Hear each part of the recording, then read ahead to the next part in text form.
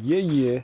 All right, I'm guessing you came here because you seen that I was gonna do an explanation for the new Evil Dead Burn movie.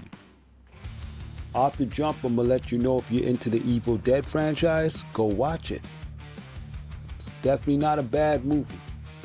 All right, so I'm gonna let you guys know. Spoilers alert, heavy spoilers. If I said it, it's a good movie. Go watch it. Gruesome, blood splattering, horror, creepiness, even fight scenes, camera angles and switches. Go watch it. But if you already seen it or you don't really care too much about that, then stick around because the spoilers are about to go in. Alright, so the movie starts off amazing classic Evil Dead style by a lake. Two guys are fishing in the wilderness, they're just chilling. Then a dead-eyed woman named Jessica, yep, she's from the previous Evil Dead movie, and she immediately goes to work cooking like a good wife or like an Evil Dead one. Also, she had the same kind of intro in the Evil Dead Rise movie. If you go see the Evil Dead Rise, if you've seen it, that woman who rises out of the lake, yep, that's Jessica. All right, so she cooks them. I mean, she boils these two men alive in the water. You see the flesh peeling off of them, all of that wild business, right? She even steps on one of their hands and you see the flesh just rip off, and she keeps it moving. Evil, sinister shit. So in the film, a man named Joseph Price was studying the Deadites at a lake house, and it sets all this in motion. All of the stuff that goes on is because he was at the lake house studying about Deadites, and he had the dagger. There's a dagger, the Tandorian dagger. If whoever has this, they can kill a Deadite, but it also draws the Deadites to him, right? So Jessica, she was going to get this Tandorian dagger from Joseph. So she starts off, on her way to her mission. She's killing everything in her path, cooks those guys and keeps it moving. So she runs into the road, or walks into the road, and she's hit by Joseph's brother, Will. You know what I mean? He got into some form of argument with his wife and decided he was gonna drive somewhere drunk. I don't know if he's going home or just blowing off steam. I don't know what he was doing, but he was driving drunk, and he hit poor Jessica. Not poor Jessica, that's a joke. She's evil as shit. So he knocks her and flips his car. She proceeds to, get in the car when it's flipped and then chant the Necronomicon. I'm pretty sure that's what it's called, the Necronomicon. All right? Don't quote me on that, folks. In fact, you can correct me in the comment section if you like. So she recites the words from the Necronomicon, turning him into a Deadite, right? And then burning him alive. This is crazy work, but it's Evil Dead style. They're very sinister beings. Now, something I didn't really understand about this is why did she have to recite the Necronomicon if the Deadites can turn you into a Deadite from their blood or just simply touching you? I don't understand. But hey, whatever. So we find out through the movie that this guy, he wasn't really a good guy. First of all, he's drunk. He gets into an argument with his wife. He leaves her there, goes on driving drunk. And we find out even worse than that, he was abusive to her. Physically, mentally, all this stuff. He wasn't a good husband. And his family kind of knew about this and said nothing about it. They kept silent, you know what I mean? So anyways, let's get back to Jessica. So she did all this, and then I don't really see from her. I'll speak about that after. So after she burns him, it starts off, Evil Dead Burn. She already cooked the guys and she burned him. A lot of burning goes on in this movie. Makes sense. Now, his death brings the family together. Remember, she's looking for Joseph. who has the dagger. So I don't know how smart these Deadites seem to be, but or how smart they actually are, but it seems that they're playing chess and they're smart enough to set things in motion so they can get what they want. You get me? Now,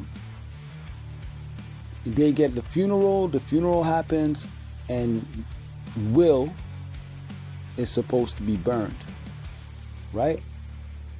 But the father enters the cremation room and he wants to see the body or spend some time with the body before it's burned, something like that. But he hears a knocking from in the coffin and he opens up the coffin. Classic idiot move in a movie. You hear the thing knocking and I'm running for my life if that happens. I don't care who it is. I'm running for my life.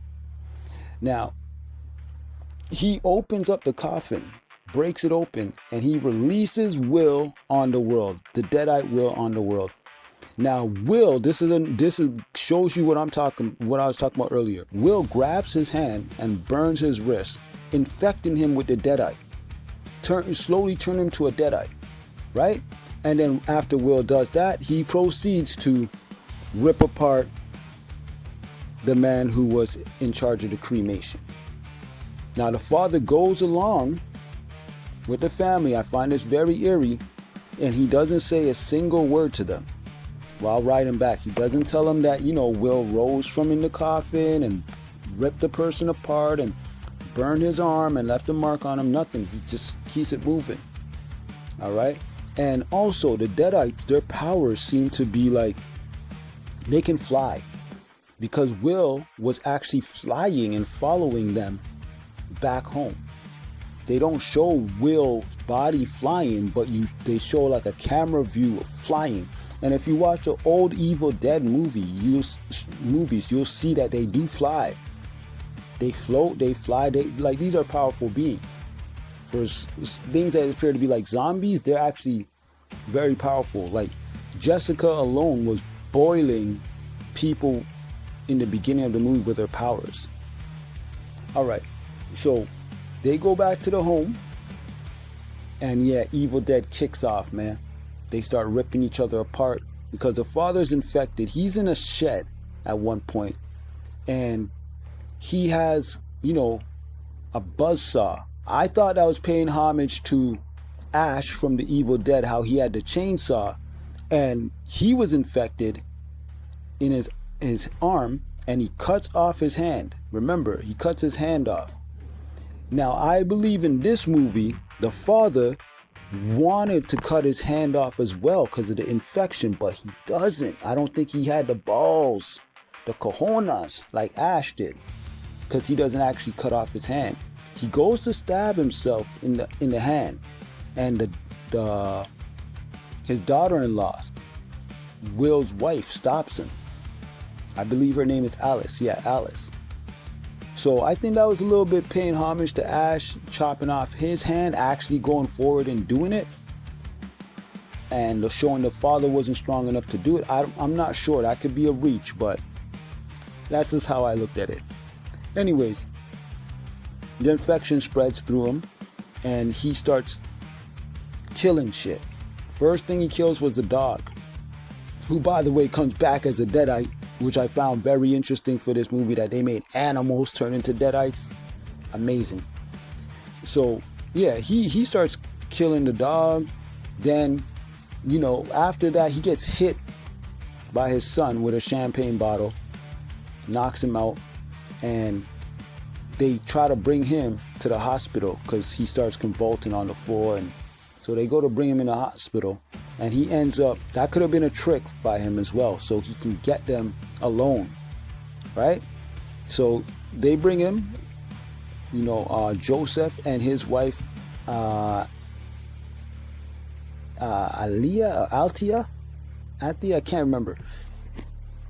But the father, who was unconscious, gets up, and he's completely possessed by the Deadite now. He's now a Deadite. And he starts going to work on them in the car. He rips out the back seat thing and he sticks it through Althea's neck, killing her. Joseph runs away, and then he goes back to the home, Around the same time, Alice ends up being attacked by the dog, and she fights the dog off and gets back in the house. So they're both just getting in the house, and they hear a knock on the door, and it is Althea back with the seat thing in her neck still. You know, the top part of the seat that was ripped out and stuck in her neck. She comes through with it. So the movie gets all brutal, nasty, gruesome blood. They're fighting. The scenes, the camera angles was like John Wick horror style. Yeah, it goes into a all-out brawl in the house where they're trying to survive, and the Deadites are trying to kill them. And you know, there's some jokes. The grandma makes a few jokes, but you know, everybody ultimately gets turned to a Deadite.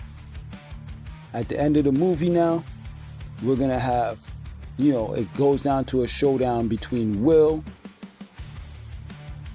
and his wife Alice. And you know, Alice ends up killing him, stabbing him with the dagger and crushing his skull right after he says, "I love you." It's a Deadite trick, but she wasn't hearing it because Will, before he became a Deadite, was already a scumbag who abused her. So she just crushed his skull, finished him off. Post-credit scenes, we got the grandma walking on the crawling Deadite grandma Polly. She's crawling. A woman stops. She pretends that she needs help, and she scratches the woman's arm, turning her into a Deadite, setting up those two as a pair for the next Evil Dead movie. All right. So I want to cover a few things that I find very strange about this movie, and things that they could have fixed, some inconsistencies, I will say. Number one, I'm not sure why they had to recite any Necronomicon. The Deadites, I don't know why they had to recite it, since the Deadites can grab you and turn you to a Deadite, scratch you, turn you to a Deadite, use their blood, turn you to a Deadite. There's been scenes in the movie where the blood was going into people and they didn't become Deadites.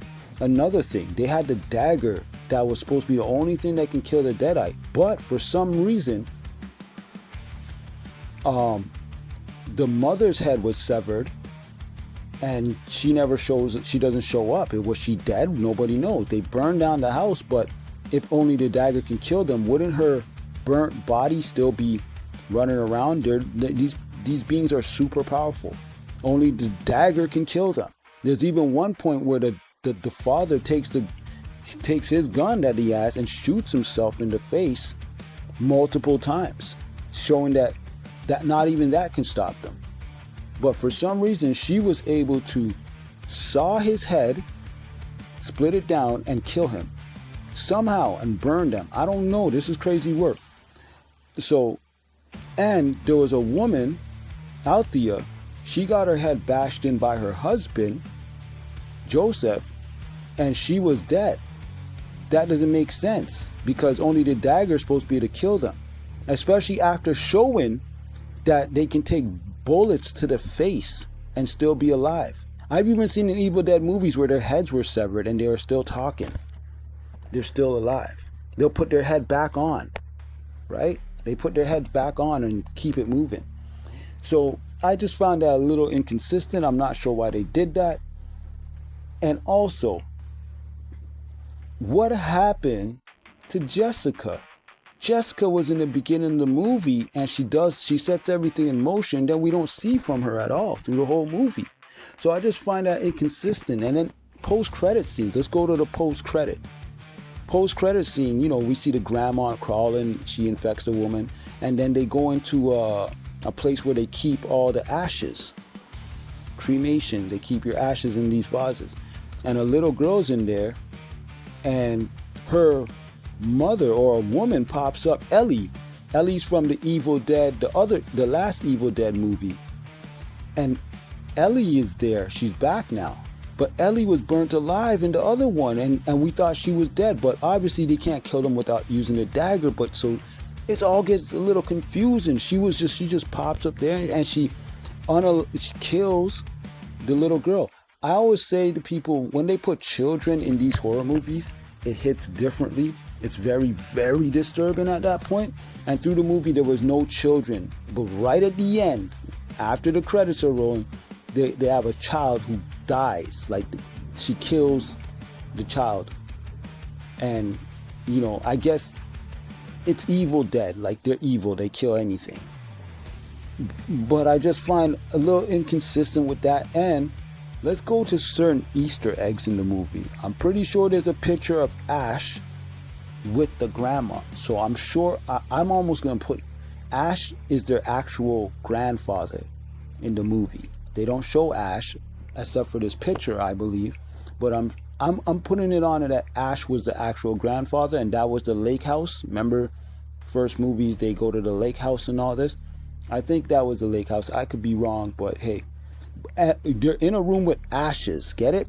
Ashes. That could be a reach as well, but I don't think it's a coincidence, right? Also, close to the end battle scene between Will and Alice, Alice pulls a chainsaw into the pit with her, but she doesn't use the chainsaw. But they show it because Ash, you know, remember Ash used the chainsaw. The movie is Evil Dead Burn. Ash was one of the main characters, and when you burn something, you will get the ashes. I'm just saying it could be a reach, but I think these guys really did a play on words for this movie. Now, I'm going to say this, man. Beyond the inconsistencies of the movie, also the acting, I'd say the acting could have did some work, but I don't think they're relying on acting for this movie. It wasn't a drama. It wasn't like some other movies that came out, like Obsession. I think this movie was more about the fight scenes, the horror scenes, the blood, the gruesomeness, the type of kills that were going on in the movie.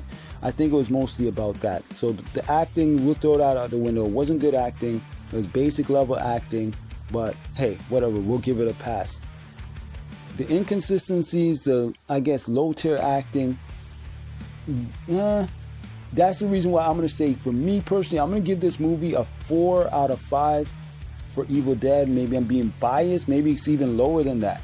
But I'm not going to say it's a 5, right? I'm going to say it's a 4 out of 5. Great movie to watch. All right, if we're going to talk about recommendations, I do recommend anybody who likes Evil Dead to watch this movie. It has all the Evil Dead stuff within it. 1-2 jokes in it. Gruesomeness. Classic Evil Dead. It's just, this Evil Dead movie doesn't have nothing in it to me that is wow. You know what I mean?